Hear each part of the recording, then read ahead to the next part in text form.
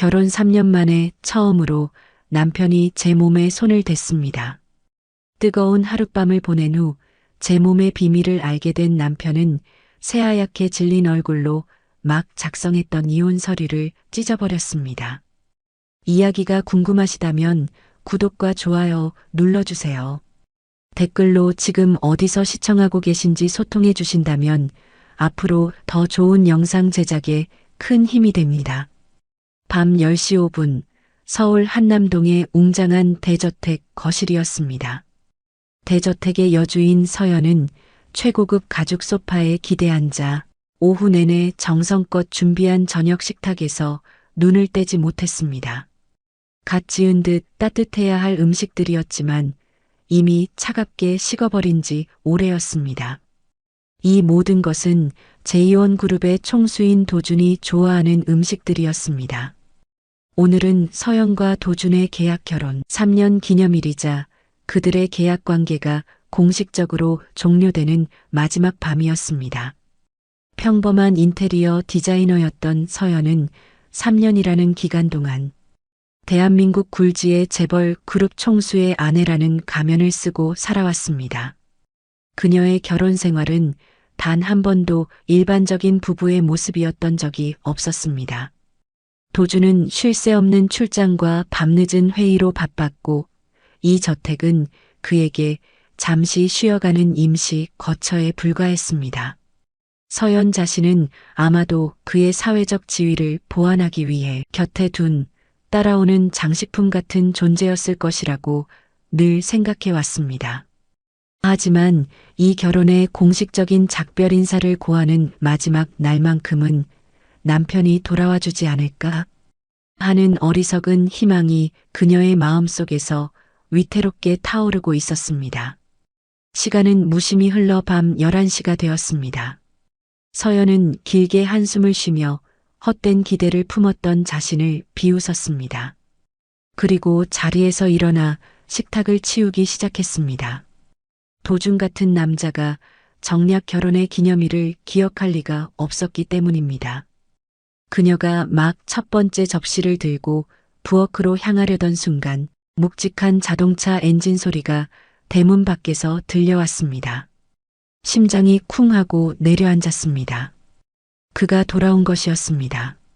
서연은 서둘러 접시를 내려놓고 무의식적으로 두 손을 앞치마에 닦으며 현관으로 시선을 고정했습니다. 3년이라는 세월이 흘렀음에도 그녀는 여전히 이 집에서 자신의 위치에 대한 정답을 찾지 못했습니다. 현관문이 열리고 도준이 안으로 들어섰습니다. 그는 언제나처럼 완벽하게 재단된 검은색 정장을 입고 있었습니다. 크고 다부진 체격, 잘생겼지만 차가운 얼굴이었습니다. 그의 시선은 반쯤 치워진 식탁을 아무런 감정 없는 눈빛으로 훑어보더니 이내 서연에게 고정되었습니다. 아직 안 잤나? 그의 목소리는 감정 없이 낮게 깔려 있었습니다. 피곤함이 묻어나는 목소리였지만 위압적이었습니다. 당신 기다렸어요. 서연은 작은 목소리로 대답하며 감히 그의 눈을 마주치지 못했습니다. 도준은 더 이상 아무 말 없이 재킷을 벗어 의자에 걸치고 넥타이를 느슨하게 푼 뒤 소파에 앉았습니다.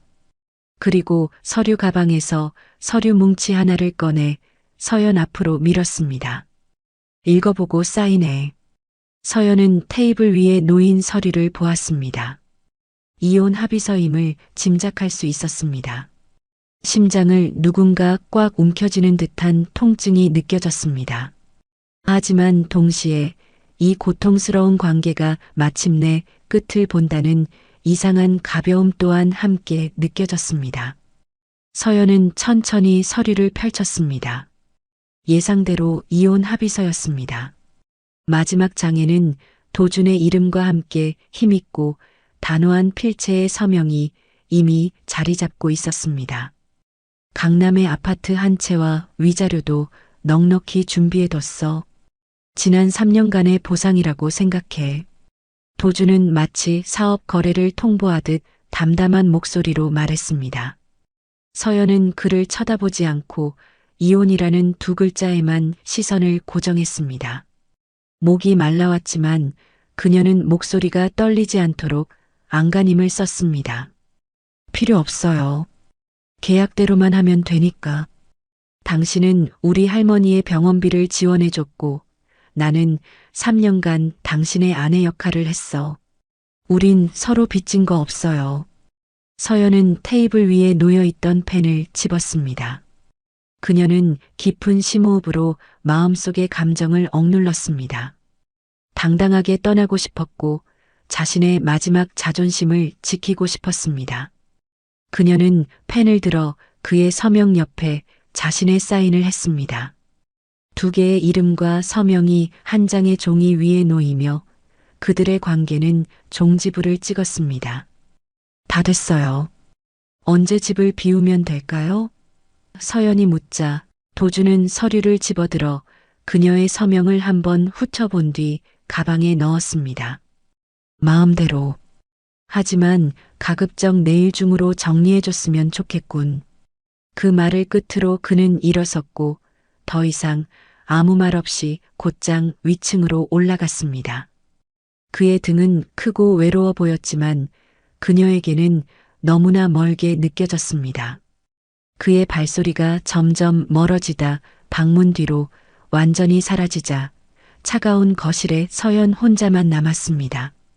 그동안 참아왔던 눈물이 마침내 터져나오고 말았습니다. 눈물은 소리 없이 뺨을 타고 흘러내렸습니다.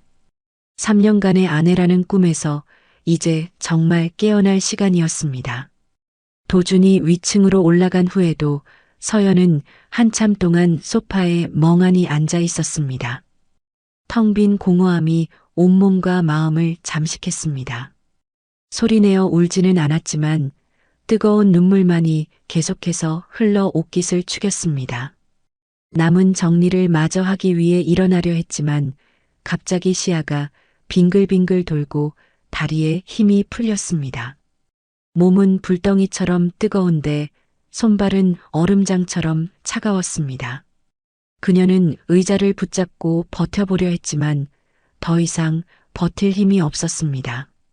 의식이 완전히 어둠 속으로 가라앉기 전 서연이 마지막으로 들은 것은 위층 방문이 열리는 소리와 함께 다급한 발소리가 자신 쪽으로 빠르게 다가오는 소리였습니다. 얼마나 시간이 흘렀을까요? 서연이 다시 몽롱한 상태로 눈을 떴을 때 가장 먼저 느껴진 것은 익숙하고 푹신한 자신의 침대 감촉이었습니다. 머리는 여전히 깨질 듯 아팠고 온몸은 불덩이처럼 뜨거웠습니다. 힘들게 눈을 떠 주위를 둘러보자 방 안은 작은 스탠드 조명만이 은은하게 빛나고 있었습니다. 공기 중에는 희미한 소독약 냄새가 맴돌았습니다. 바로 그때 크고 따뜻한 손이 부드럽게 그녀의 이마에 닿았습니다. 깜짝 놀라 고개를 돌려 옆을 보았습니다. 침대 옆에 앉아 있는 사람은 바로 도준이었습니다. 그는 편안한 실내복 차림이었고 항상 보여주던 냉정한 표정이 아니었습니다. 깊은 눈동자에는 서연이 한 번도 본 적 없는 걱정과 초조함의 빛이 서려 있었습니다. 서연이 정신을 차린 것을 본 도준이 낮고 잠긴 목소리로 물었습니다. 몸은 좀 어때? 그녀는 그를 멍하니 쳐다봤습니다. 방금 전 그녀에게 차갑게 이혼 서류를 내밀었던 그 남자가 왜 이렇게 다정하게 자신의 안부를 묻고 있는 것일까요? 내가 왜? 그녀의 목소리는 힘없이 갈라졌습니다. 거실에서 쓰러졌어. 방금 의사가 와서 진찰했는데 고열이 심하다고 하더군. 해열제를 주사했어. 그는 짧게 설명했지만 그의 손은 여전히 서연의 이마를 떠나지 않았습니다.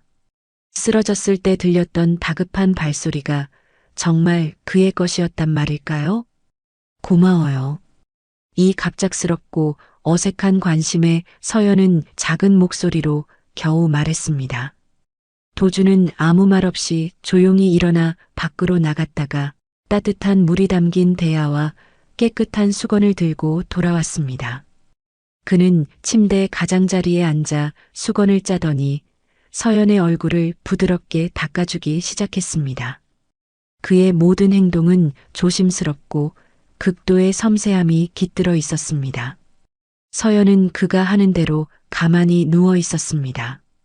그의 익숙한 향기가 코끝을 맴돌았고 멀게만 느껴졌던 그가 이렇게 가까이 있다는 사실에 심장은 미친 듯이 뛰기 시작했습니다. 얼굴을 닦아준 후 그는 서연을 일으켜 침대 머리에 기대게 했습니다. 그리고 침대 옆 탁자에 놓여 있던 약 몇 알과 따뜻한 물 한 잔을 그녀에게 건넸습니다.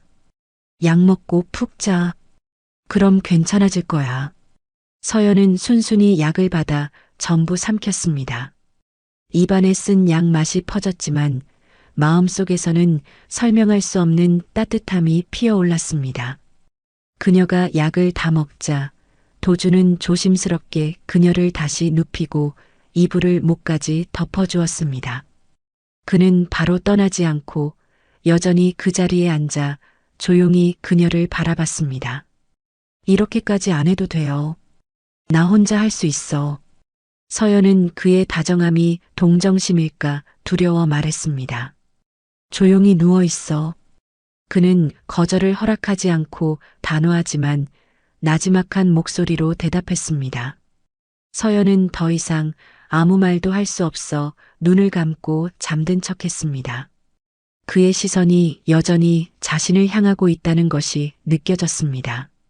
한참 후 그가 그녀의 이마에 땀으로 젖어 달라붙은 머리카락을 부드럽게 쓸어 넘겨주는 것이 느껴졌습니다. 그 손길에 그녀의 온몸이 굳어버렸습니다.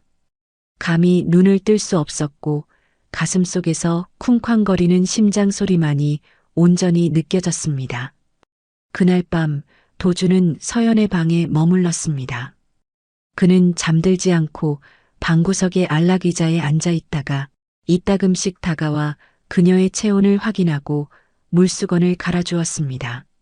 서연은 열과 혼란 속에서 반쯤 깨어있는 상태로 누워 있었습니다. 이 밤은 그녀의 3년간의 차가운 결혼 생활 중 처음이자 마지막이 될지도 모를 가장 따뜻한 밤이 될 것 같았습니다. 아침 햇살이 창문 틈으로 스며들었습니다. 서연은 천천히 눈을 떴습니다. 몸이 한결 가벼워진 것이 느껴졌습니다. 도준의 다정한 보살핌에 대한 기억이 선명하게 떠올랐습니다. 그녀는 무심코 방구석의 안락의자를 보았지만 의자는 텅 비어 있었습니다. 그는 떠난 것이었습니다. 마음속의 허전함이 스쳐 지나갔습니다. 어젯밤의 모든 일은 그저 열 때문에 꾼 아름다운 환상이었을지도 모른다는 자조적인 생각이 들었습니다. 그녀는 스스로 몸을 일으켜 앉았습니다. 방을 둘러보니 어젯밤의 물대야와 수건은 이미 치워져 있었습니다. 침대 옆 탁자에는 따뜻한 물 한 잔과 약 몇 알이 놓여 있었지만 마치 아무도 밤새 머물지 않았던 것처럼 깔끔하게 정리되어 있었습니다. 서연이 천천히 침대에서 내려와 욕실로 가려던 참이었습니다. 그때 갑자기 침실 문이 열렸습니다. 도준이 음식 쟁반을 들고 들어왔습니다. 현이 일어난 것을 본 그는 살짝 미간을 찌푸렸습니다. 더 누워 있어. 의사가 푹 쉬라고 했는데. 서연은 놀라서 그를 쳐다보고 다시 그의 손에 들린 쟁반을 보았습니다. 당신 아직 출근 안 했어요?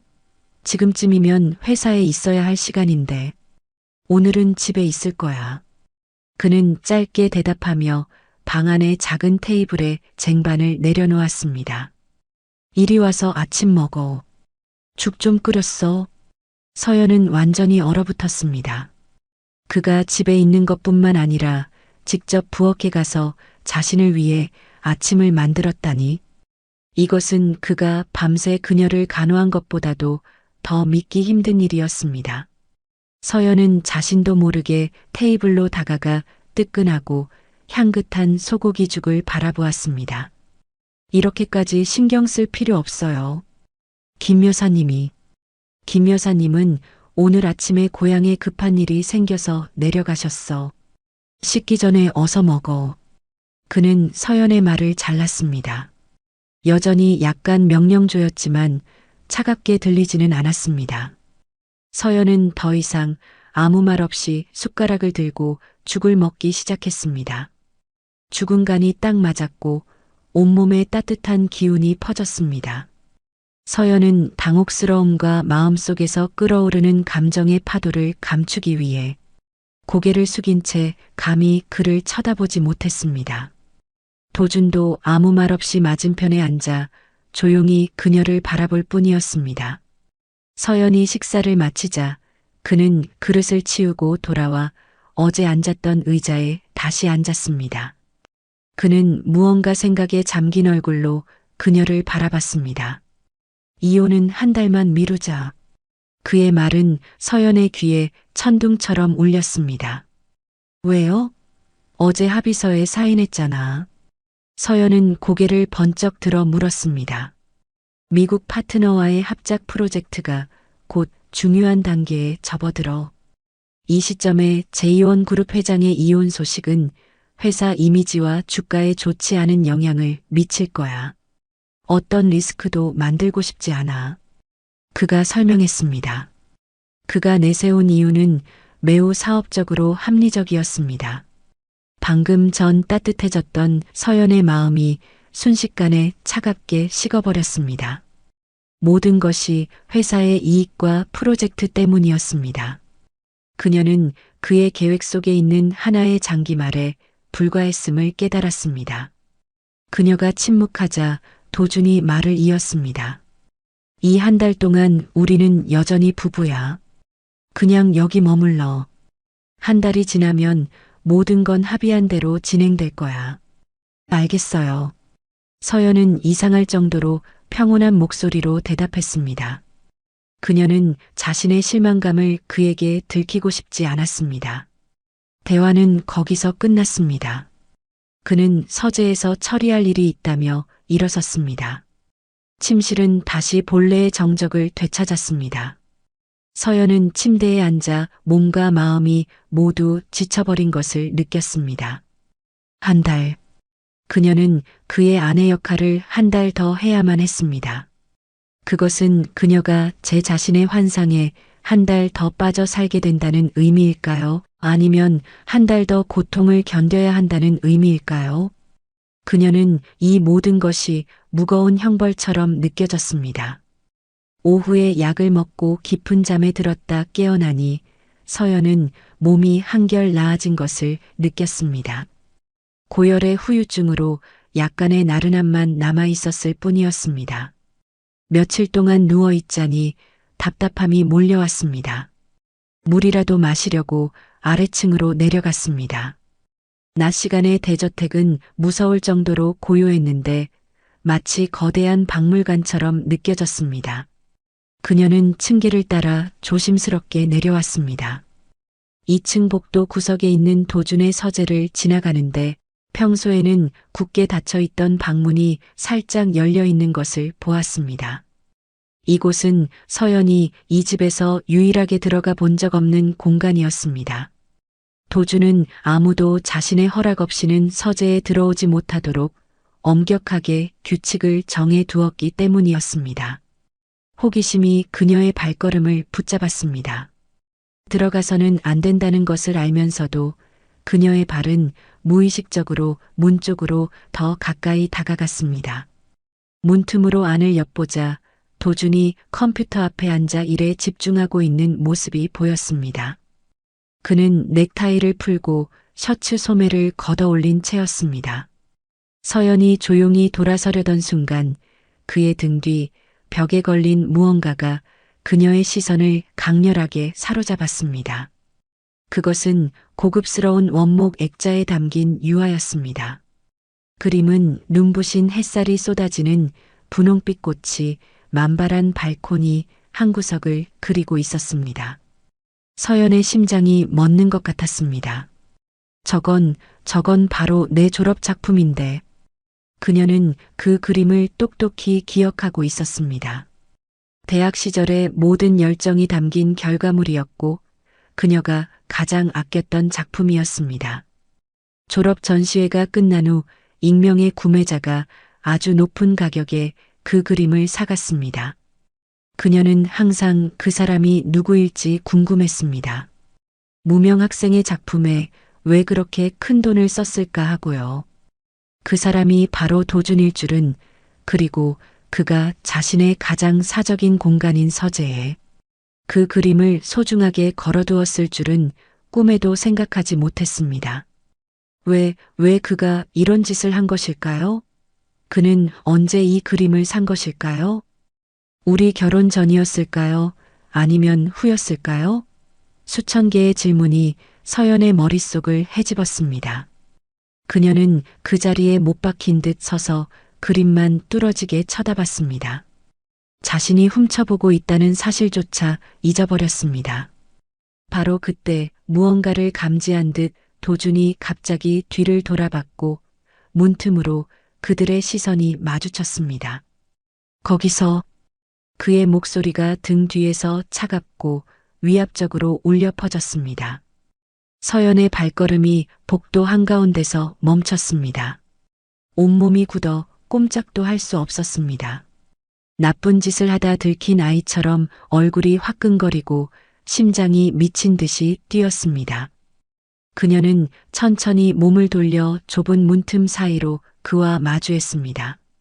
그의 얼굴은 무표정했지만 깊은 눈동자는 그녀의 마음속을 꿰뚫어 보는 듯하여 당혹감을 감출 수가 없었습니다. 들어와.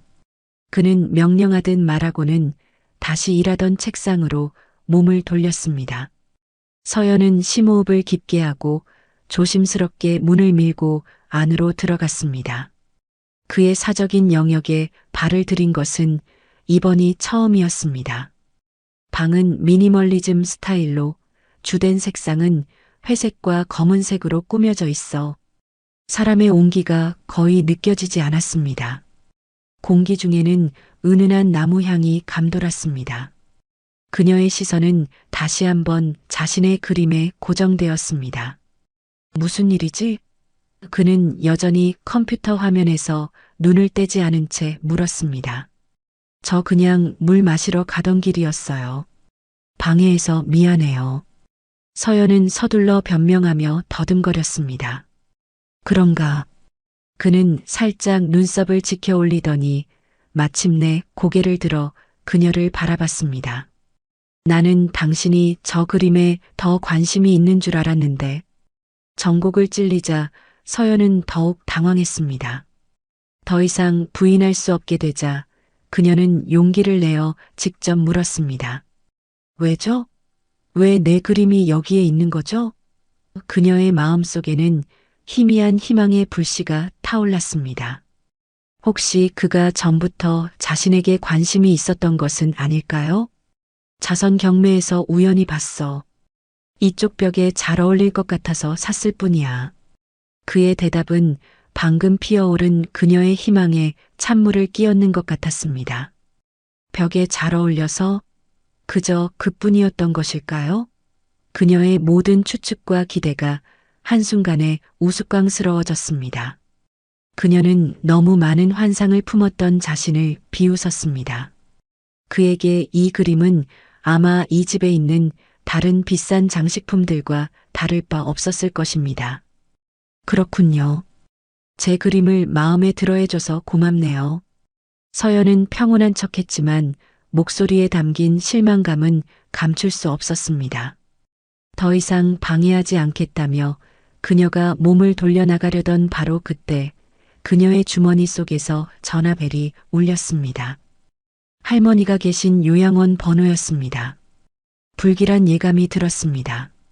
서연은 서둘러 떨리는 손으로 전화를 받았습니다. 수화기 너머에서는 할머니를 돌보는 간호사의 다급한 목소리가 들려왔습니다. 서연 씨, 지금 바로 요양원으로 와주세요. 할머니께서 갑자기 위독해지셨어요. 호흡 곤란에 혈압도 급격히 떨어지고 있어요. 간호사의 한마디 한마디가 비수처럼 서연의 심장에 박혔습니다. 온 세상이 무너지는 것 같았습니다. 지금 바로 가겠습니다. 그녀는 전화를 끊고 더 이상 평정을 유지할 수 없었습니다. 할머니는 이 세상에 남은 그녀의 유일한 가족이었습니다. 부모님을 일찍 여의고 할머니 혼자 그녀를 키워주셨습니다. 만약 할머니에게 무슨 일이라도 생긴다면 그녀는 정말 무너질지도 몰랐습니다. 서연은 도준이 있다는 것도 잊은 채 미친 듯이 서재를 뛰쳐나가려 했습니다. 잠깐만. 단단한 팔이 그녀를 붙잡았습니다. 도준이었습니다. 그는 어느새 그녀의 등 뒤에 서 있었습니다.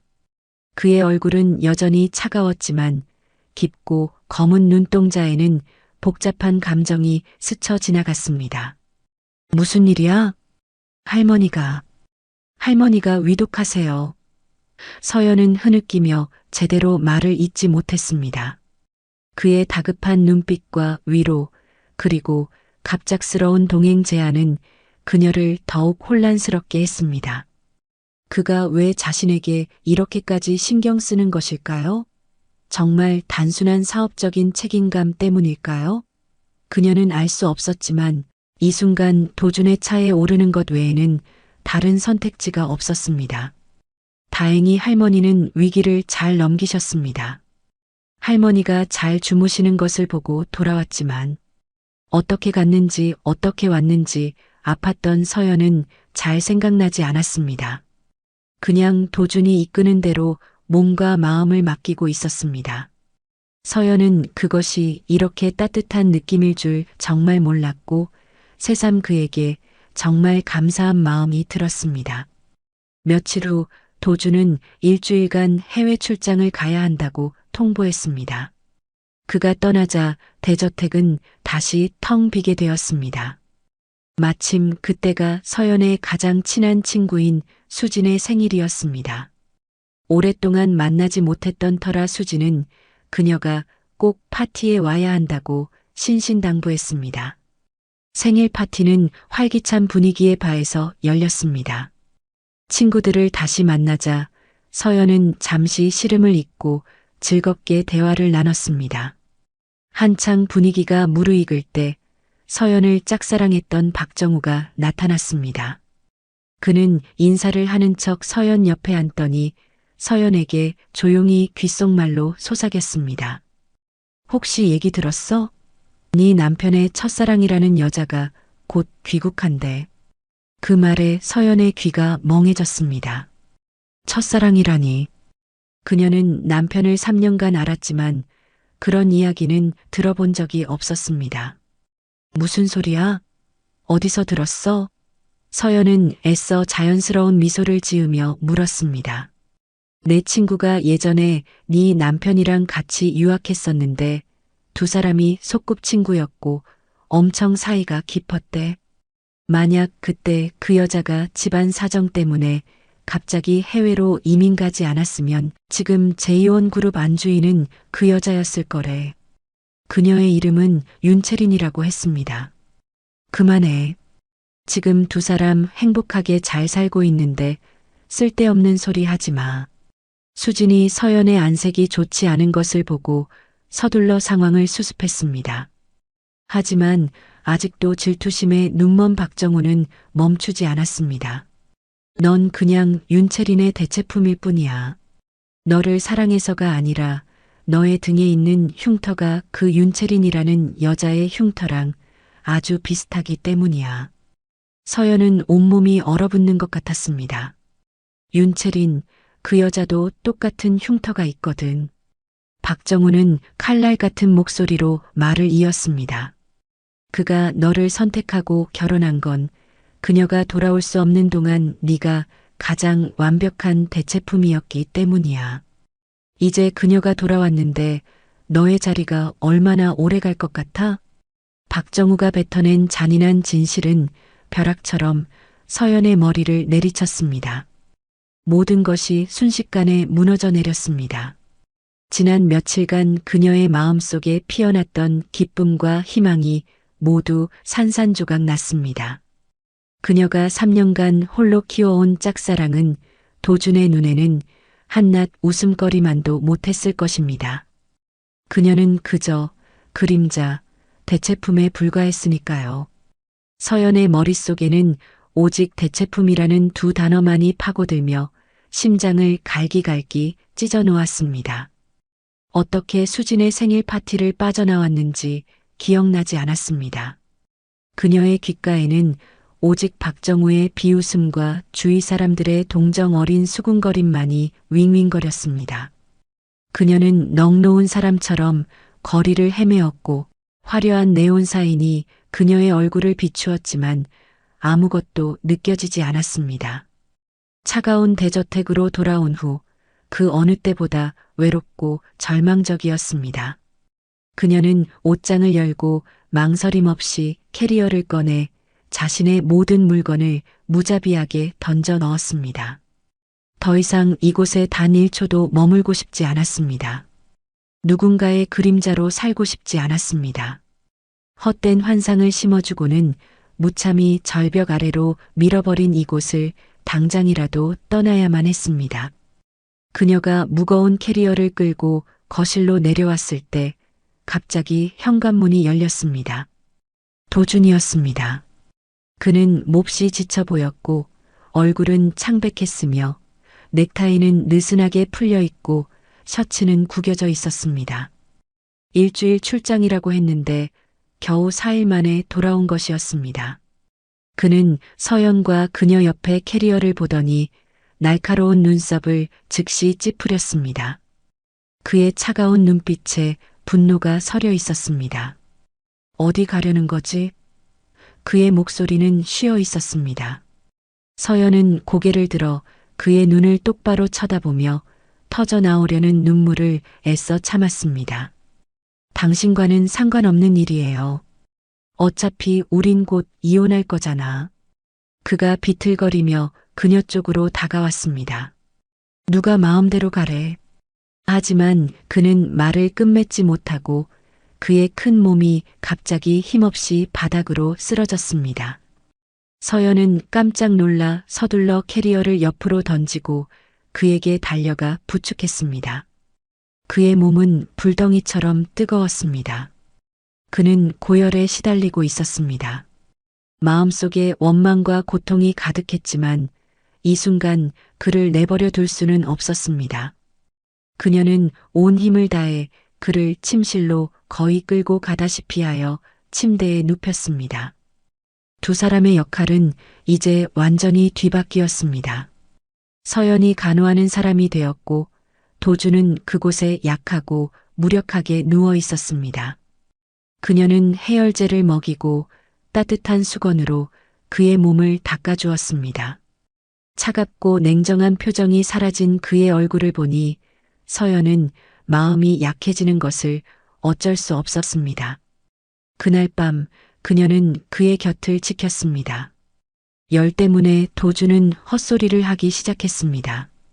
그는 계속해서 누군가의 이름을 불렀지만 똑똑히 들리지는 않았습니다. 갑자기 그가 서연의 손을 꽉 잡았습니다. 그의 눈은 감겨 있었지만 속눈썹은 떨리고 있었습니다. 가지 마. 제발 나를 혼자 두지 마. 그는 고통스럽고 애원하는 목소리로 중얼거렸습니다. 그리고 그는 잠꼬대인지 혼잣말인지 모를 말을 내뱉기 시작했습니다. 교통사고가 났어. 너무 무서워. 나 여기 있어요. 도와주세요. 그 애가 날 구했어. 그는 뜨거운 숨을 서연의 손에 내쉬며 말을 이었습니다. 머리핀 푸른 나비 모양의 머리핀이 너울거려. 서연은 그 자리에서 얼어붙었습니다. 어린 시절의 모든 기억이 갑자기 선명하게 떠올랐습니다. 15년 전 하교길에 그녀는 사고를 목격했습니다. 차 안에 갇혀 피를 흘리는 한 소년이 보였습니다. 그녀는 망설임 없이 돌로 유리창을 깨고 차가 불타기 직전에 그 소년을 끌어냈습니다. 그 정신없는 와중에 그녀는 할머니가 막 사주신 푸른 나비 모양의 머리핀을 잃어버렸습니다. 그때 그녀의 등도 유리 조각에 긁혀 지금까지 흉터로 남아 있었습니다. 설마 그때 그 소년이 바로 도준이었단 말일까요? 도준은 헛소리 중에도 서연을 알아본 듯 했습니다. 그는 그녀를 가까이 끌어당겨 목에 얼굴을 묻고는 목맨 소리로 말했습니다. 찾았어. 드디어 널 찾았어. 이제 다시는 나를 떠나지 마. 그의 말이 정말일까요? 정말 그가 그 소년이었을까요? 눈물이 쏟아졌습니다. 원망도 고통도 모두 사라지고 3년간 억눌러왔던 그에 대한 연모만이 남았습니다. 그녀는 팔을 뻗어 그를 힘껏 껴안았습니다. 그날 밤 열과 흐릿한 감정 속에서 두 사람은 처음으로 온전히 서로 하나가 되었습니다. 다음 날 아침 서연은 도준의 따뜻한 품 안에서 깨어났습니다. 햇살이 커튼으로 스며들어 그의 조각 같은 얼굴을 비추었습니다. 그의 열은 내린 듯했고 숨소리는 규칙적이고 안정적이었습니다. 그녀는 살며시 손을 들어 그의 얼굴을 만져보고 싶었습니다. 하지만 바로 그때 그의 속눈썹이 살짝 떨리더니 그가 천천히 눈을 떴습니다. 두 사람의 시선이 마주쳤습니다. 그의 눈에는 잠기운이 서려 있다가 이내 놀라움, 당혹감, 그리고 마침내는 무서울 정도로 차갑고 냉정한 표정으로 변했습니다.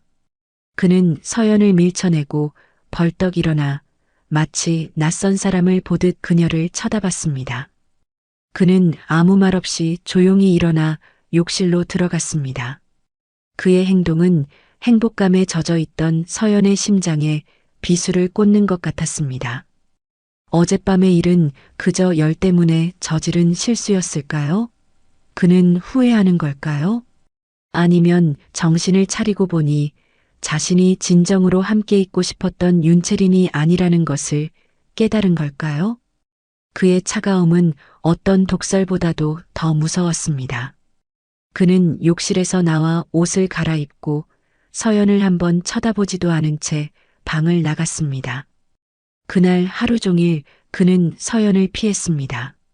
넓은 저택은 그 어느 때보다 숨막히게 느껴졌습니다. 서연은 자신의 어리석음이 너무나 치욕스러웠습니다.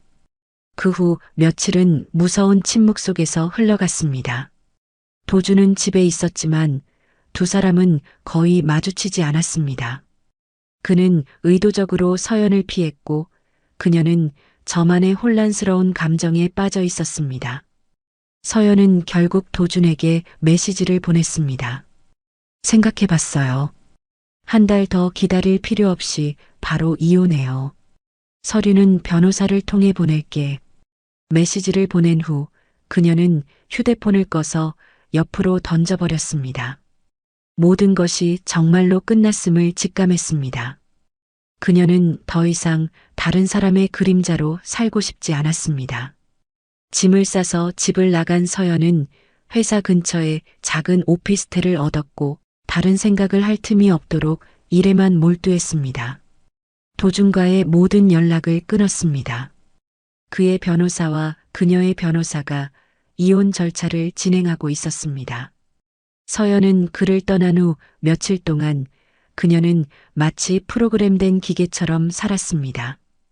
도준의 모든 전화와 메시지에 답하지 않았고 그녀의 삶은 오직 디자인 회사 어반 스페이스와 할머니가 계신 요양원 사이를 오가는 것으로만 채워졌습니다.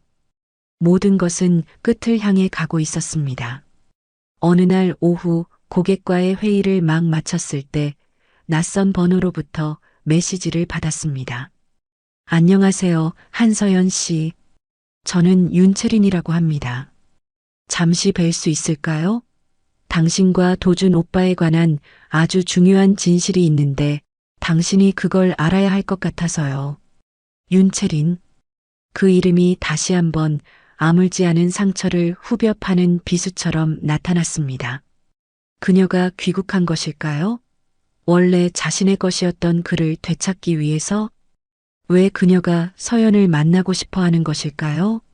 자신의 승리를 과시하기 위해서일까요? 아니면 패자인 그녀에게 동정심을 베풀기 위해서일까요? 마음속은 갈등으로 가득했지만 서연은 결국 그녀를 만나기로 결정했습니다. 그녀가 3년 동안 대체했던 여자가 대체 어떤 사람인지 알고 싶었고 모든 것을 명확하게 끝내고 싶었기 때문이었습니다. 두 사람은 오래된 골목의 조용한 카페에서 만나기로 했습니다. 서연이 먼저 도착해서 구석진 자리를 잡았습니다. 몇 분 후 아름다운 여자가 안으로 들어왔습니다. 그녀는 긴 머리에 가냘픈 몸매를 가졌고 순백의 원피스를 입고 있었습니다. 청순하고 부드러운 분위기를 풍기는 바로 채린이었습니다. 서연은 인정해야만 했습니다. 그녀는 정말 아름다웠고 다른 사람의 마음을 사로잡을 만한 미모를 가졌습니다. 채린은 서연을 보고 가볍게 미소 지으며 다가와 맞은편에 앉았습니다. 와주셔서 감사해요. 채린이 조용히 말했습니다. 저를 찾은 이유가 뭐죠? 서연은 인사 대신 바로 본론을 물었습니다. 채린은 서연을 복잡한 눈빛으로 바라봤습니다. 그 눈에는 미안함과 죄책감이 서려 있었습니다. 그녀는 심호흡을 깊게 하고 또박또박 말했습니다. 서연 씨, 저는 당신에게 사과하고 15년 동안 숨겨져 왔던 진실을 말하기 위해 왔어요. 서연은 미간을 찌푸리며 그녀가 무슨 말을 하는지 이해할 수 없었습니다. 15년 전 도준 씨가 교통사고가 났었어요. 채리는 떨리는 목소리로 이야기를 시작했습니다. 그때 도준 오빠를 구한 사람은 제가 아니라 바로 당신이었어요. 서연은 그 자리에서 굳어버렸습니다. 그게 무슨 소리예요?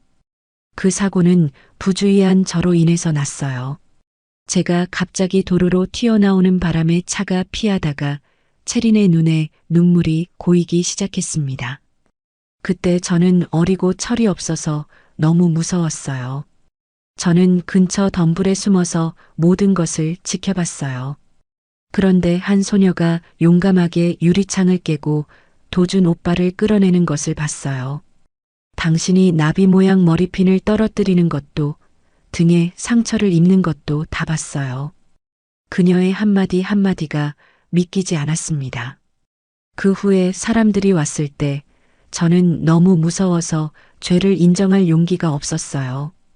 도준 오빠가 병원에서 깨어나 누가 자신을 구했냐고 물었을 때 저는 한순간의 나약함과 이기심 때문에 거짓말을 했어요.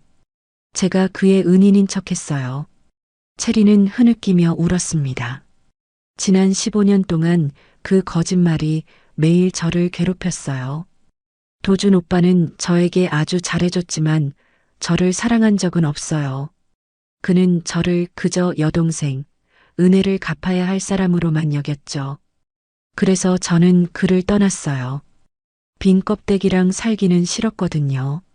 그가 당신과 결혼했다는 소식을 들었을 때 더 이상 침묵할 수 없다는 것을 알았어요. 저는 돌아와서 모든 것을 제자리로 돌려놔야만 했어요. 서연 씨, 정말 죄송합니다. 당신의 신분을 훔친 것에 대해 사과합니다. 당신이 많은 오해와 고통을 겪게 한 것에 대해 사과합니다. 이제 도준 오빠에게도 말하고 사죄할게요. 서연은 멍하니 앉아 있었습니다. 머릿속이 텅 비었지만 동시에 모든 오해와 고통이 눈 녹듯 사라지는 기분이었습니다. 알고 보니 그녀는 채린의 대체품이 아니었습니다. 도준을 불구덩이에서 구해낸 것은 채린이 아니라 바로 서연 자신이었던 것입니다. 서연이 카페를 나섰을 때 마음은 혼란 그 자체였습니다. 마음이 혼란스러운 그때 주머니 속 전화가 요양원 번호로 세차게 울렸습니다. 서연은 급히 전화를 받았습니다. 수화기 너머 간호사의 목소리는 지난번보다 더 다급했습니다. 서연 씨, 지금 바로 와주세요. 할머니께서 또 위독하세요. 급성 신부전으로 상태가 아주 안 좋으세요. 저희 요양원에서는 감당이 안 돼서 지금 바로 상급병원으로 옮겨야 합니다. 서연은 머릿속에서 큰 폭발음이 들리는 것 같았습니다. 도준에 대한 생각, 채린에 대한 생각들이 모두 사라지고 극도의 공포만이 그녀를 덮쳤습니다. 그녀는 미친 듯이 택시를 잡았습니다. 도로가 꽉 막히자 초조함에 미칠 지경이 되어서야 병원에 도착했을 때 할머니는 이미 응급실로 실려 들어가고 있었습니다. 서연이 복도 의자에 주저앉아 무력감과 절망감에 휩싸여 있을 때 흰 가운을 입은 한 무리의 사람들이 다급하게 달려왔습니다. 그들을 이끄는 사람은 지난번에 할머니를 치료했던 전문의였습니다. 곧이어 익숙한 키 큰 남자의 모습이 서연 쪽으로 빠르게 걸어왔습니다. 도준이었습니다. 그의 얼굴은 긴장으로 굳어 있었고 입고 있는 정장은 마치 먼 길을 달려온 것처럼 흐트러져 있었습니다. 그는 지금 공식적으로 해외 출장 중이었습니다. 그는 다가와 서연 앞에 쭈그리고 앉았습니다. 그의 크고 따뜻한 손이 그녀의 차가운 손을 꽉 잡았습니다. 걱정하지 마. 내가 여기 있어. 그의 목소리는 쉬어 있었지만 그 어떤 말보다 굳건하게 서연의 불안을 잠재워주는 안정제 같았습니다. 해외 회의는 취소했어. 소식 듣자마자 전용기 타고 바로 돌아왔어. 최고의 의료진도 준비됐어. 할머니는 괜찮으실 거야. 아픔과 서러움이 다시 차올랐습니다. 서연은 그의 손에서 자신의 손을 빼고 눈물이 가득한 눈으로 그를 쳐다봤습니다. 고마워요. 하지만 이렇게까지 할 필요 없어요. 할머니 일은 이제 내가 알아서 할 수 있어요. 그때 병실 복도 끝에서 도준의 비서가 급히 다가와 귓속말을 했습니다. 비서의 말을 들은 도준의 안색이 즉시 얼음장처럼 차가워졌습니다. 그는 서연을 일으켜 세웠습니다. 이젠 숨길 수 없게 됐군. 가자. 지금 당장 가야 해. 할아버지가 모두 알아내셨어. 그는 서연에게 서류 뭉치 하나를 건넸습니다. 가면서 이거 읽어. 내가 모든 걸 알아야 해. 서연은 서류를 펼쳤습니다. 그것은 15년 전 그의 사고 기록이었습니다. 그 사고로 죽은 사람이 총 4명이나 되었습니다. 그들은 바로 도준의 부모님과 서연의 부모님이었습니다. 채린이 때문에 피하던 서연의 부모님 차가 중앙선을 침범해서 도준의 가족이 타고 있던 차를 들이받은 것입니다. 그 사고로 아들 내외를 잃은 도준의 할아버지는 복수할 대상을 찾아다녔지만 서연의 가족관계가 복잡했던 관계로 서류상으로는 그녀를 찾을 수가 없었습니다. 하지만 그는 포기하지 않고 지금까지 서연을 쫓고 있었던 것입니다. 우연히 할아버지가 복수하려고 찾아다니던 소녀가 자신을 구해준 소녀라는 것을 먼저 알아낸 도준은 할아버지에게서 그녀를 안전하게 지키기 위해 위장 결혼을 했던 것입니다. 서연은 충격에 빠져 아무 말도 할 수 없었습니다. 그녀가 오해했던 남편의 모든 냉정함이 사실은 자신을 지키기 위한 처절한 위장이었다는 깨달음은 그녀의 가슴을 절절하게 울렸습니다. 냉정한 관계 속에서 피어난 그녀의 짝사랑이 사실은 생사를 건 남편의 헌신적인 사랑이었음을 깨닫자 그녀는 그에게 안겨 하염없이 눈물을 흘렸습니다. 왜 진작 말하지 않았어요? 왜 나 혼자 오해하게 만들었어? 서연이 흐느끼며 물었습니다. 당신이 알면 당신이 더 힘들어 할 것 같아서. 도준은 그녀를 품에 안은 채 나지막이 속삭였습니다. 미안하다. 널 상처 입혀서. 그들이 슬픔 속에서 서로의 진심을 확인하는 순간 복도 끝에서 소란스러운 발소리가 들려왔습니다. 검은 정장을 입은 경호원 무리가 할머니 병실문 앞을 막고 아무도 들어가지 못하게 하고 있었습니다. 그들과 마주선 사람은 백발의 노인이었지만 눈빛은 매처럼 날카롭고 위험이 넘쳤습니다. 바로 도준의 할아버지 이강원 회장이었습니다. 모두 비켜라. 내가 내 아들 죽인 애미를 만나러 왔는데 감히 나를 막아? 이강원 회장이 우렁찬 목소리로 소리쳤습니다. 도주는 서연의 손을 잡고 할아버지 쪽으로 걸어갔습니다. 이강원 회장은 그들이 오는 것을 보자 눈을 가늘게 떴습니다. 그의 시선은 마치 매가 먹이를 보듯 서연을 훑쳤습니다. 도준아, 마침 잘 왔다. 어서 이놈들 비키라고 해라. 이 아이와 할 얘기가 있다. 도준은 서연의 앞을 막아서며 할아버지와 마주했습니다. 그의 목소리는 차분했지만 그 어느 때보다 단호했습니다. 돌아가세요. 할아버지께서 이 사람을 해치게 두지 않겠습니다. 이강원 회장은 비웃었습니다. 해치다니? 나는 빚을 갚으러 온 거야. 네 부모의 빚. 이 사람은 제 아내입니다. 누구든 제 아내를 건드리려면 먼저 저를 밟고 지나가야 할 겁니다. 도준의 목소리는 조금의 망설임도 없이 단호했습니다. 그의 눈빛은 할아버지를 향한 분노와 사랑하는 사람을 지키려는 결의로 타오르고 있었습니다. 숨막히는 대치가 이어졌습니다. 이강원 회장이 경호원들에게 손짓하려는 바로 그때 병실 문이 열렸습니다. 몸이 아직 약한 할머니가 간호사가 끄는 휠체어에 앉아 나오셨습니다.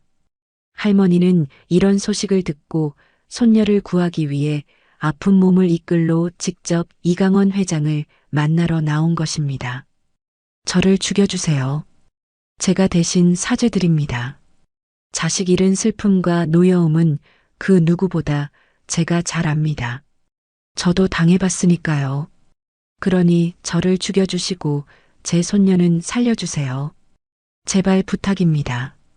그렇게 말하며 오열하는 할머니를 보며 이강원 회장은 그 자리에 철푸덕 주저앉고 말았습니다. 그녀는 바로 그의 비운의 첫사랑 여인이었던 것입니다. 찢어지게 가난해서 결국 결혼 허락을 못 받고 가슴 아프게 헤어진 첫사랑의 여인이 휠체어를 타고 오열하고 있었습니다. 강철 같던 기세의 이강원 회장의 눈이 흐리게 눈물로 번졌습니다. 그는 소리내어 흐느끼기 시작했습니다. 한참을 울던 이강원 회장은 천천히 일어나서 아련한 눈빛으로 휠체어에서 오열하며 자신을 알아보지 못하는 첫사랑 여인을 두고 그 자리를 떠나버렸습니다. 그때 이강원 회장이 미리 사주했던 한 남자가 갑자기 품에서 흉기를 꺼내 서연을 향해 날아들었습니다. 이강원 회장이 손을 들어 안 돼 하지 마 라고 외쳤지만 괴한의 흉기를 들 손이 더 빨리 움직였습니다. 도주는 망설임 없이 서연 쪽으로 달려와 자신의 몸으로 그녀를 감쌌습니다. 날카로운 비명과 함께 흉기는 도준의 어깨에 깊숙이 박혔습니다. 그는 비틀거리다 바닥에 쓰러졌고 상처에서 피가 흘러나와 하얀 셔츠를 붉게 물들였습니다. 도준 씨. 서연은 비명을 지르며 피를 흘리는 도준을 안았습니다. 눈물이 비처럼 쏟아졌습니다. 다행히 흉기는 급소를 빗나갔습니다. 일주일간의 치료 끝에 도준은 위기를 넘겼습니다. 그의 어깨에 박혔던 흉기는 급소를 피해갔고 제2원 그룹은 유능하고 충성스러운 인물들의 지휘 아래 재편되었습니다. 이강원 회장은 충격과 죄책감으로 모든 자리에서 물러났습니다. 한 달 후 도주는 퇴원했습니다. 그는 옛 대저택으로 돌아가지 않고 서연을 바닷가에 위치한 예쁜 작은 집으로 데려갔습니다. 오래전부터 우리를 위해 사둔 곳이야. 그가 말했습니다.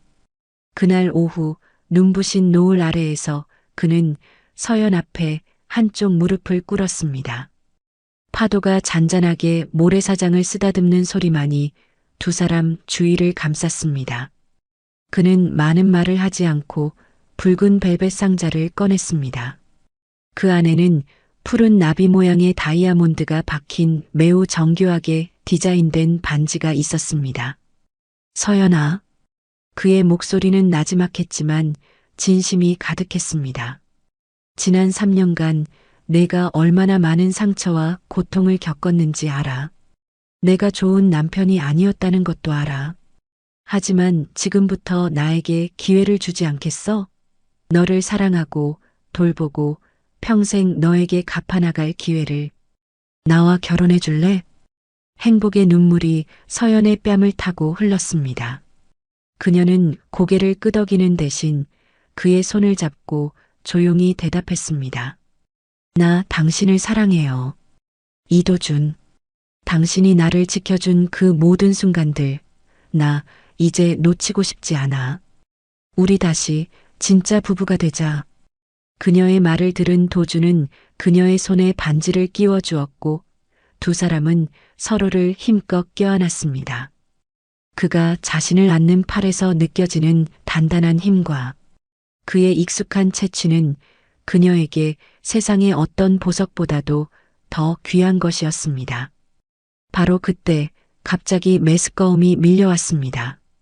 서연은 서둘러 화장실로 달려갔습니다. 도준은 걱정스럽게 따라왔습니다.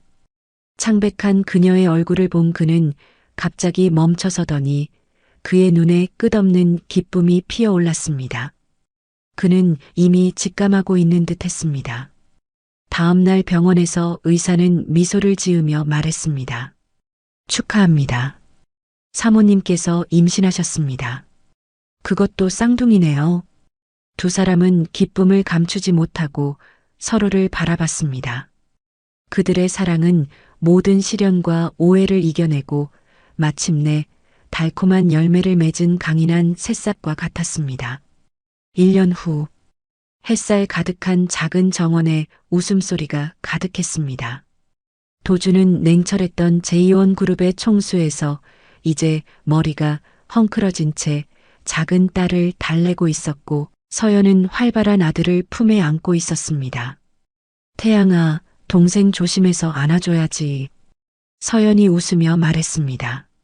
하늘아, 오빠 장난감 뺏으면 안 돼. 도주는 아들의 이마에 살짝 입 맞추었습니다. 그들은 서로를 보며 행복하게 미소 지었습니다. 모든 폭풍이 지나간 후 마침내 새벽이 찾아왔습니다. 그들의 진실한 사랑은 이제 두 명의 작은 생명과 함께 완전한 가족이 되었습니다. 오늘 이야기를 끝까지 들어주셔서 감사합니다. 영상 보시고 느끼신 감정, 댓글로 함께 나눠주세요. 여러분의 한마디가 누군가에겐 큰 위로가 될 수 있습니다. 영상이 마음에 드셨다면 구독과 좋아요로 응원 부탁드립니다.